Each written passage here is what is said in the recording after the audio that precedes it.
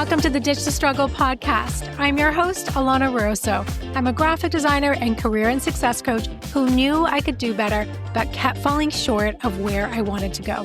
From career struggles and anxiety to feeling like nothing is ever going to work out, I'm here to explore all the messy stuff that breaks us down and builds us up. So join me as we transform ourselves and finally ditch the struggle.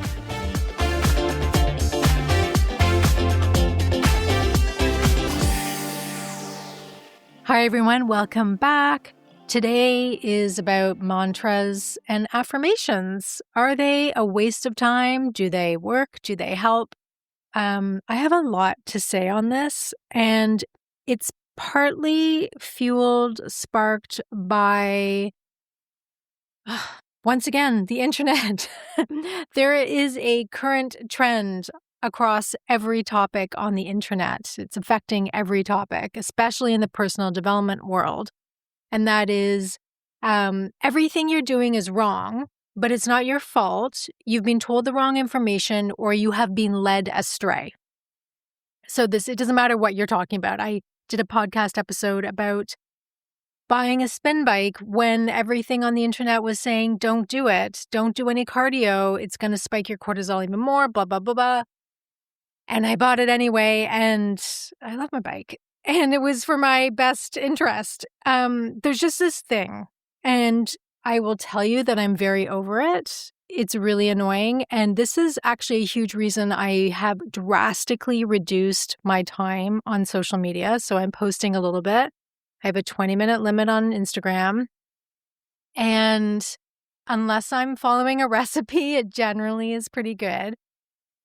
But what this brings me to is this conversation and a lot of talk about, mantras, affirmations. I'll use the words interchangeably, like whether they're worth doing, whether it's worth your time. And I mean, we've been talking about them for a long time. If anyone listened to The Secret, it was a big part of that, kind of what you're saying over and over. And the idea is, can you say something over and over and then it actually manifest or come true? Can it help you? Is it going to change your life? And I have thoughts on this. The short answer is yes, I believe they have great value. Now, are they going to change everything going on in your subconscious? No. And your subconscious is running 95% of the show. We know this. If you dive into any work on subconscious work, and we have a great episode about that with Marsha Van Weinsberg. I will put the link to that below. So you're really talking about trying to affect maybe that 5%. But here's why I do think they were really helpful, or they are really helpful. And I'll tell you a bit about how I've used them. Is that if you are in the habit of talking to yourself in an unpleasant way, and you are in the habit of seeing the negative in everything, and you are in the habit of being in struggle, as I have been many times in my life, then you have to start somewhere to pull yourself out of this pit. You have to start somewhere. This is like 101 personal development. And so I'm not thinking because it's basic that we should skip over it. In fact, I think we need to revisit the very basics that help us shift and change. If you, back in the 80s, they used to talk about positive thinking, and everyone now thinks that, well, you just can't think your way out of situations. So we're just going to avoid all positive thinking, we're just going to skip over that whole world. No, because that connects back to attitude, and your attitude is your inclination and how you see things in life, and that dramatically affects things. If you're struggling, you're probably struggling with a bad attitude or a challenging attitude because things are not going well. And it's really hard to pull yourself out. And this is one of the things that I started to notice when I really dove into personal development work, which is decades now, is the stuff going on in my mind, the things I was saying to myself were kind of garbagey, really garbagey. And I had to start somewhere.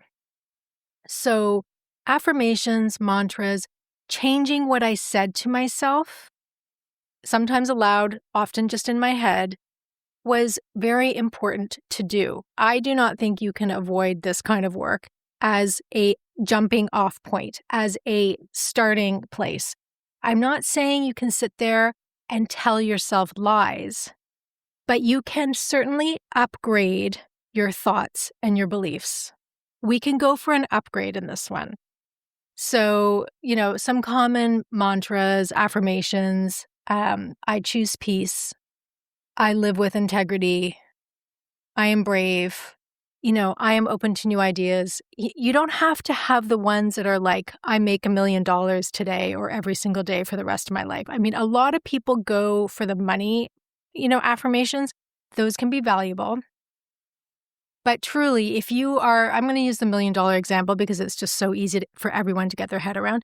If you're just saying, I'm going to make $1 million today, make $1 million today, make $1 million today, there's probably not one cell in your body that will believe that if you have never done that before. So we're going from 0 to 1,000, right? Or 0 to 1,000,000. It's such a huge change that, our body won't believe it. It actually all comes down to your nervous system and your body being able to hold the idea of that, which is a conversation probably for another day. But we are kind of taught that these mantras and affirmations should be these really big things like the $1 million. I don't think it has to be that big. And so when I started thinking about these or trying them on for size, I think I got pretty into it when I read The Monk Who Sold His Ferrari by Robin Sharma. Now, he has also written a pretty good book called The Leader Who Had No Title. I will generally say, though, I don't like books that I believe they're parables where it's like a story so that you understand the lesson. I want real stories from real people. I don't want a made-up story. I want to know, like, Betty Sue struggled and her life was messed up, and this is what she did to get it back on track. That's what I resonate with.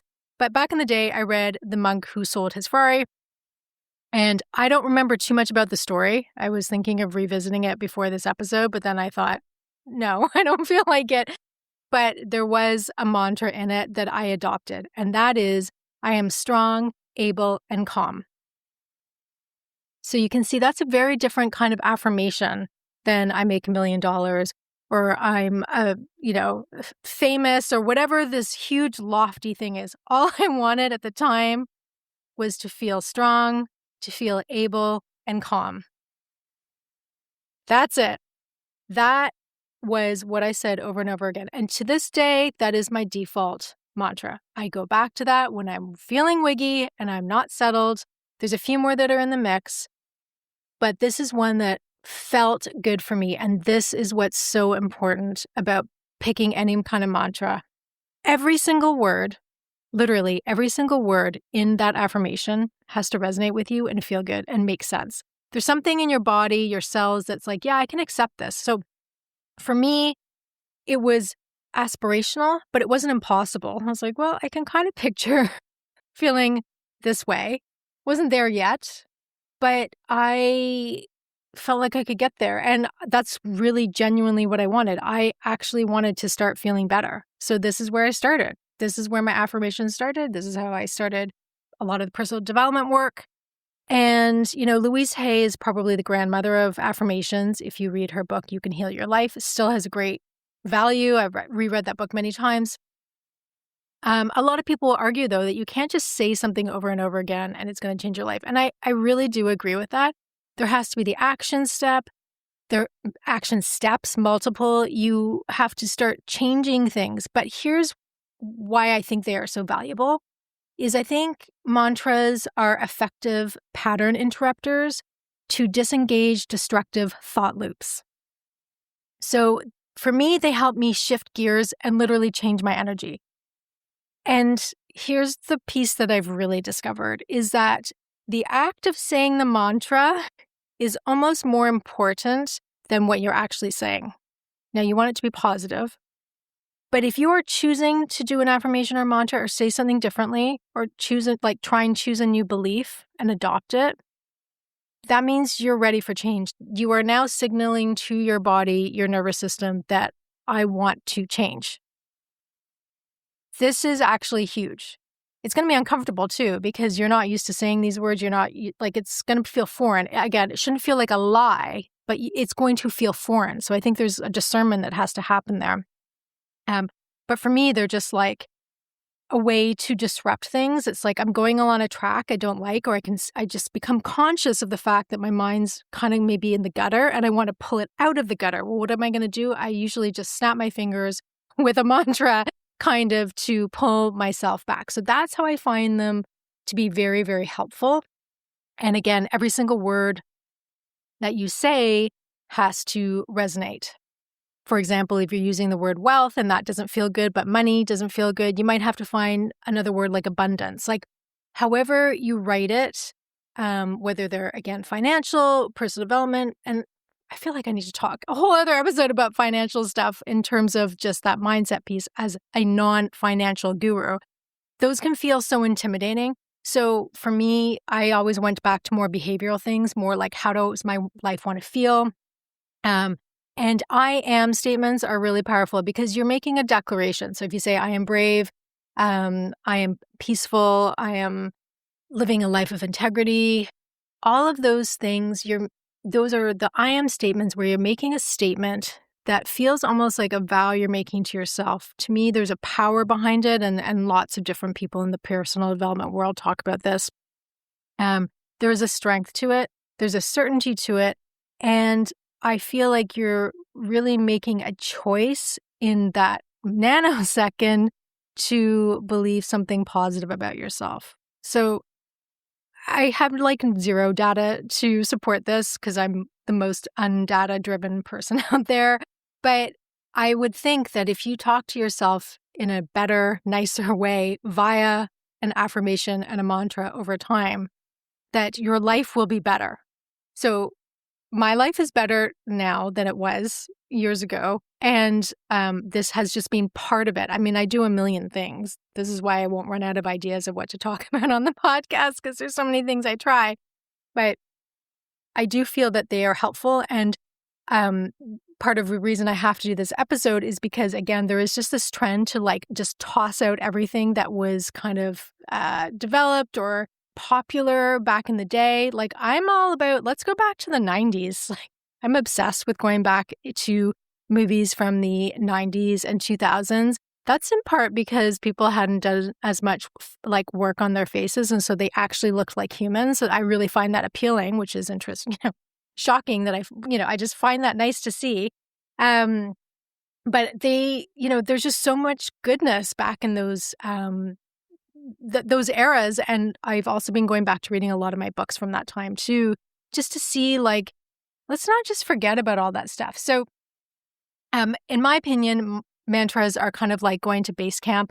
They're a way to shift your energy. It's like a starting point. It's like, okay, we're starting this, we're doing this.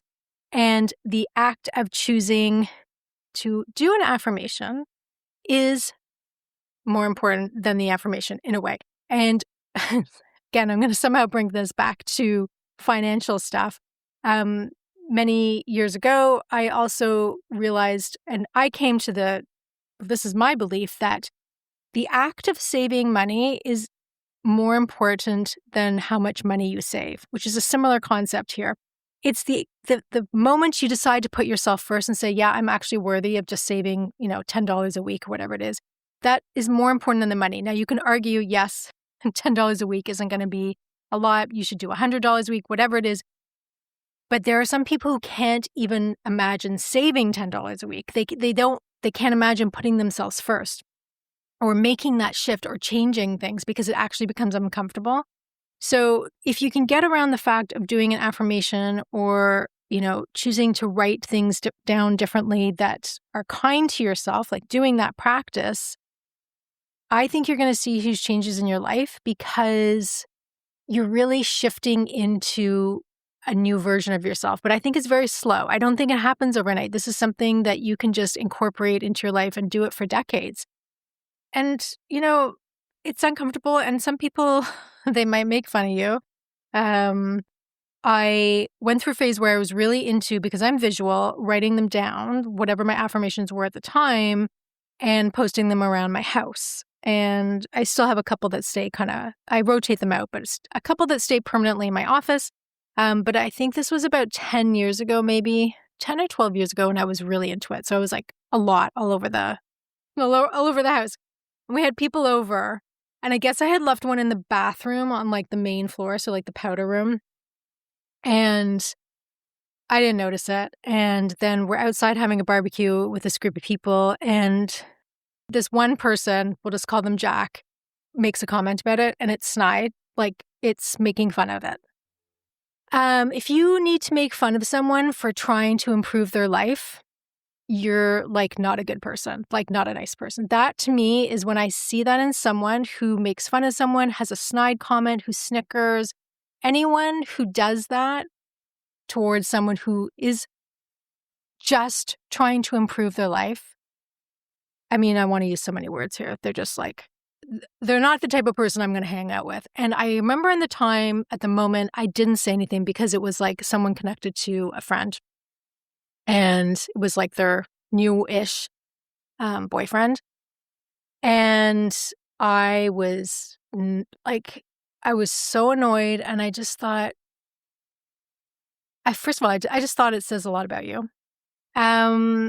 It's like the person who makes fun of someone or like rags on someone because they're going to the gym and they just want to be, this person is just going to the gym because they want to be healthy. Like just, you're not going to see a really fit person ever do that to someone who's like going to the gym. They're going to be like, great, have a great workout. And like, why can't it just be great, have a great workout? Like, why did he have to say anything? Or I think of my friend, I think I've referred to as Bella before. She's such a curious person. She would have been like, oh, I saw this mantra on your bathroom mirror. Tell me about why you're doing this. Like, what is this that you're doing? Like, how come you've got all these Post-it notes up? Like, that would be her attitude.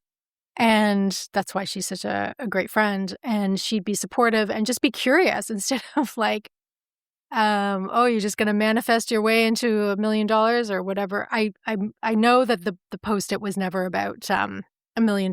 In fact, I do not enjoy putting down numbers or dates with any kind of affirmation. That's more like a manifestation exercise, but it stresses me out. So yeah, I don't do that. So again, if it doesn't feel good, don't do it. I like more things like I work in a state of flow, great clients come to me, or I love using the phrase, I'm open to something better, or I'm open to a new job. If you guys are career searching, I'm open to a new position. I'm open. You want to be in a state of receiving. I believe Louise Hay also uses I am willing. So it doesn't feel as hard to get your head around. For example, I'm willing to step into a new job. I'm willing to move positions. I'm willing to move to a new company. I'm willing to do something exciting with my life. I'm willing to travel, or I'm willing to see things differently. I'm willing for an optimal solution to come my way. Willing is just, again, like opening the door, and it doesn't mean, a new solution has to come to me tomorrow. It's just a little bit more of that ease and grace around it. So I like willing, I like open. I like being something like I am open to more creative ideas.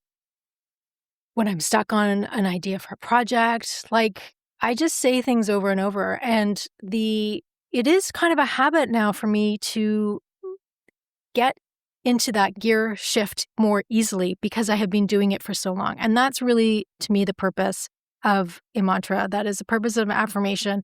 They are just a way for me to, again, disengage destructive thought loops and kind of being like, okay, we're shifting. We're not liking what's happening here. This is not cool. Stop talking to yourself this way. We are going to make a change right now. And just one more little story about the writing down the affirmations. I meant to just say this on the tail end of my story of the Jack who was snide about my Post-its. I was at a conference, this was back in 2020 in San Diego, and one of the speakers, she was a very successful relationship coach. I honestly cannot remember her name. I couldn't find it in any of my notes. I do know that she charged $250,000 a year to work with one couple. So that was the fee for a couple, $250,000 a year. So she was very confident in her ability to charge and know her value. Interpret that as you will, what her prices are. But she did tell a story of someone came to her house and kind of like me, she had some mantras around the house in her Post-its. And someone she didn't know, I guess they were coming with someone else, started making fun of her for them. Again, not unlike Jack. And she just looked at them and she told them to get the fuck out of her house. End of the story. She kicked them out. She kicked them out. And you know what? I kind of get it. At that moment, I really wish I had said something, but it would have been so snappy. It would have been hammer time on steroids that it's probably better I didn't. But yeah, I generally want to spend my time with people who are supportive of any personal development endeavor, no matter how wild it seems. Trying to be that person. Anyway, so back to the mantras.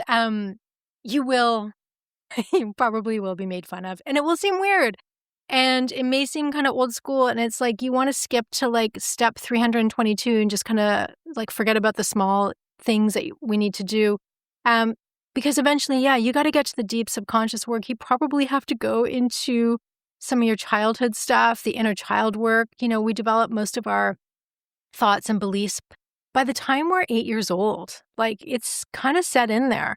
So you need to go and look at all that stuff. I've certainly spent a lot of time looking at that, why I had this kind of addiction to struggle and what was set up there for that to happen, and then how I kept it going once I became an adult. But you are going to have to go back to that stuff, and you'll have to look at that stuff if you truly want to shift. You cannot just do an affirmation over and over again. Your whole life changes. But is it part of the puzzle? Yes, I think it is. Is it really valuable? Yes, it is. Again, there's that trend now to be like, affirmations don't work, mantras don't work, don't waste your time, stop doing that, start doing this. Don't do this, start doing this. Oh my gosh, if you don't do this, then you're missing a huge part of the piece. There's like the FOMO is insane. Everything's just gotten insane. It's like everything's banana town. I'm going to rein things in. I'm just reining things in. I'm going back to the basics. I'm doing the positive mantras will always be a part of my life. I kind of dip in and out of them, or I use them more and less, just depending on what I'm doing in my life or what I'm kind of studying or what I'm like. I tend to use them probably less when I'm comfortable and like I don't need a shift and I don't need a change. But I will, if I'm gearing up to something and I was like, you know what, I want to make a big shift, then I will be like, okay, I need to think about what some of my beliefs that are running in my head consciously and what ones I want to shift. So how do I want to change out of it? And change things. Because at the end of the day, the change does come down to you. You've got to put in the effort. But if it doesn't feel totally good, then I also say if you don't want to do affirmations and right thing and have that in your repertoire, then don't do it if there's other things that work for you. But how we think, how we talk to ourselves, what we're saying to ourselves all day, that you want to become conscious of. And so just writing things down can be really, really helpful.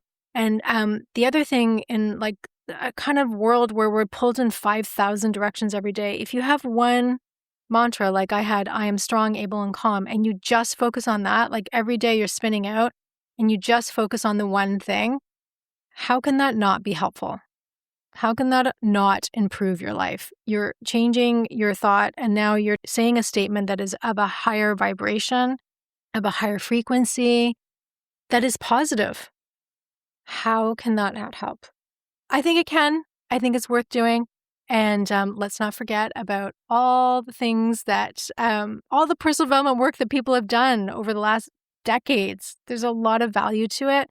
And I personally want to stick to some of the basics. And if you go to my Instagram, you can find lots of mantra ideas. I call them Maven mantras. But you actually just get to write whatever you want. You can write down and affirm and say over and over whatever you want that's positive.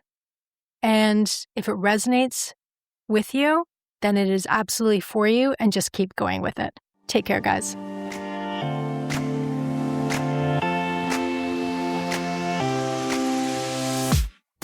Thank you for joining me today on Ditch the Struggle. Be sure to follow this podcast, visit alanarosa.com, and of course, share it so we can build each other up. And before I go, remember to be your own best advocate, take baby steps for the win, and forget about a linear career path. It's overrated and you are doing just fine. See you next time.